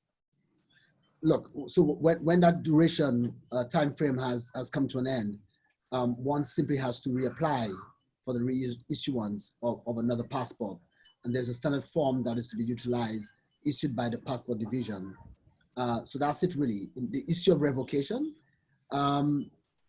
of course, under the CIP legislation, there are specific provisions under which the board of CIP can make such a request for revocation. So it's not at the passport division, but it's more from the CIP's point of view. Thank you. Carol? Thank you very much. I just would like to ask a question which is coming from a family, and it's, I think, something which is very interesting. Their situation is that the spouse and the couple itself are Mexican citizens, and the kids are having the American citizenship. Is there any conflict in terms of compatibility in case they wish to apply? Well, look, I think it's all left to individuals to determine whether their country is allowed dual citizenship. And if if the country doesn't allow dual citizenship, they must be able to deal with the consequences of seeking citizenship elsewhere. So that's how I'd like to respond to that question. All right, thank you very much. Another general question we received is if it's possible for the applicant's future children to become St. Lucian citizens, considering the father became a citizen through the investment? Definitely, yes. Thank you. We have received another question which I would like to put in this round, which is actually regarding the current situation. Somebody is asking a question, given a strong travel restrictions across the globe, what is the use of a visa-free freedom of movement? And with the likelihood of these travel restrictions to continue until a vaccine is commercially available, and even probably after, what value would be the St. Lucian citizenship? I think that's a very valid question. And I think Armand may have touched it a little when he looked at the rationale for one's second citizenship pre and post COVID. But let me just say one thing. It is my view that the rationale for one applying for citizenship does not go away because of COVID. COVID, we believe, is here for a time.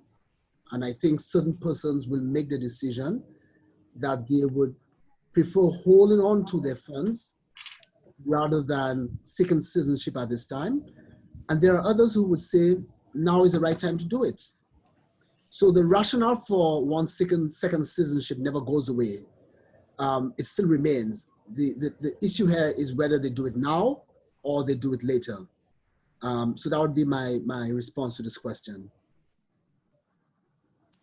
Thank you very much. We have received also a question from John.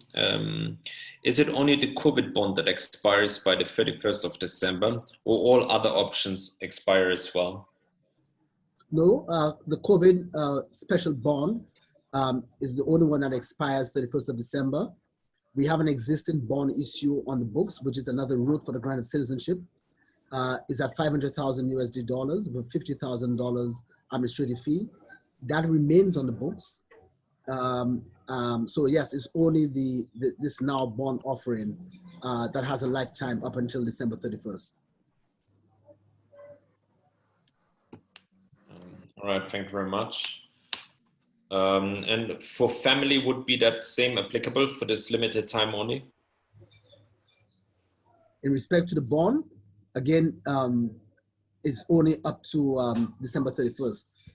Outside of December 31st, if one chooses to apply under any of the other routes for the grant of citizenship, there's no expiry date, and therefore families can apply accordingly as per the other routes that are offered for the grant of citizenship. Thank you. Question in terms of what are the roles of stakeholders and partners that you have with the government of St. Lucia? There is marketing agents, there is promoters, and there is local agents. Can you please just elaborate into who does what? So let's start with the authorized agents. To become an authorized agent, you must be established. You must have a business established within St. Lucia. So it must be a locally incorporated company to be engaged in the offering of that type of service. Predominantly, that sector of authorized agents have been locals. Lawyers have topped the list, and therefore that part of the market has predominantly been St. Lucians applying through local companies to become authorized agents. And fundamentally, their role is the go-between the applicant, promoter, and the CIP unit. So they are the ones who would take the application, hopefully advise the so-called promoters, which I'll speak about, in regard to what should be going on this application form, what the law says. And more importantly, vetting that application form and going back to the promoters, applicants, and saying, this is not in accordance with the law, I think you need to change this. So the authorized agent has the heartbeat of the program. They hopefully would understand the program and therefore be better able to advise the promoters. And I think their role is so important.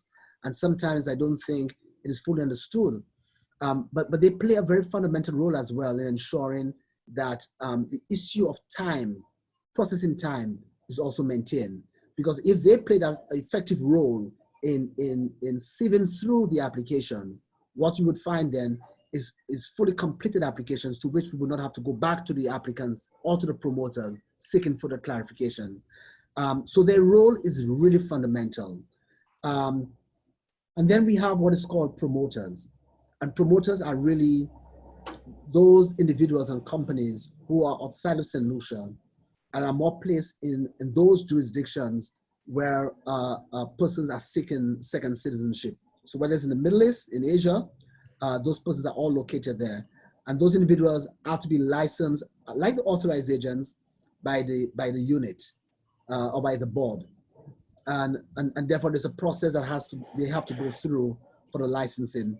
Predominantly, it is the submission of the application form and the conduct of due diligence. So those promoters are really the ones who are driving business into St. Lucia. And they are very important to the CIP unit as well, because without them, our numbers may not be where it is today.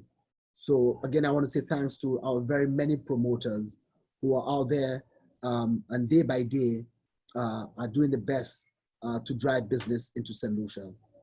And then we have the marketing agents, which is a special niche created in legislation as well.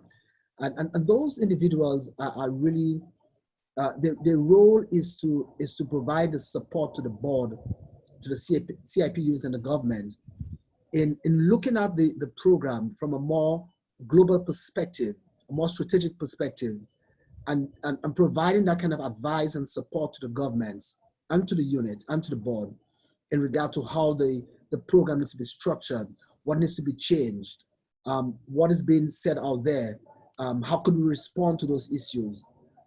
So the marketing agents are at a very high level, governmental level, and who provides us with the kind of right platform from which we can launch this product and this program and to make it the best that we possibly can.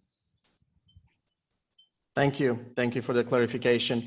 We have a question from Sam, our dear friend Sam Bayat.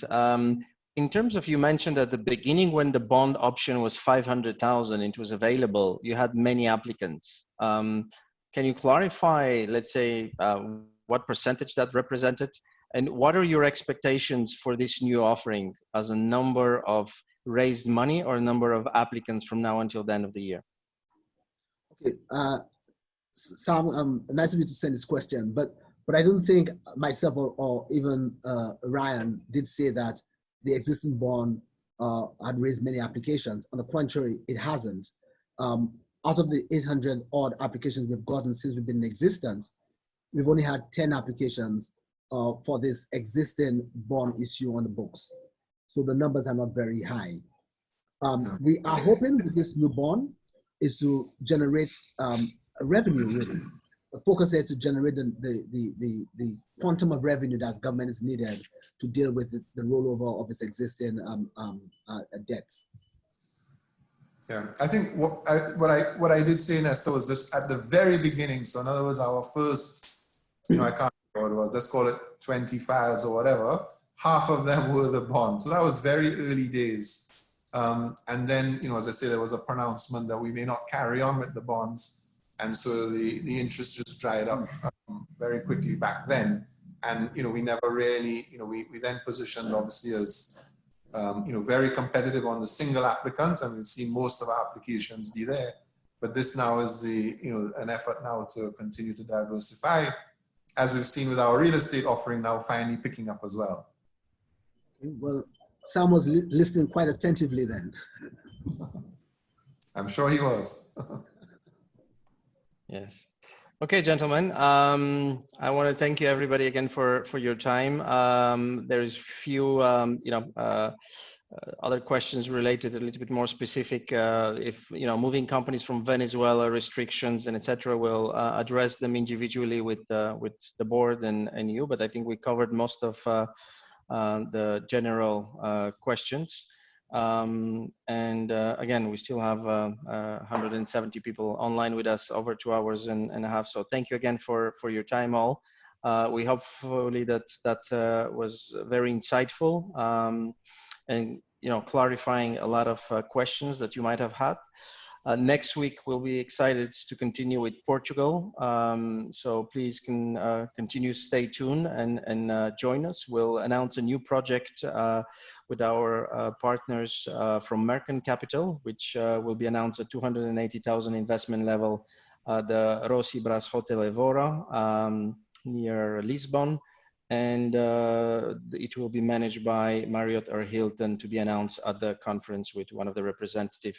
As well, we hope to have a member of the government who actually had the important role in the setup of the Golden Visa in Portugal with us, to be confirmed next week. So again, thank you very much for your time, gentlemen. Ryan, Nestor, and regards to the Prime Minister again for his input. It was very well received and appreciated for all. Have a good evening, and God bless St. Lucia. Thank you very much. Thank you. Thank you, Armand. Thank you to the Arton group as well for putting this together. Much appreciated. Thank you. Thank you.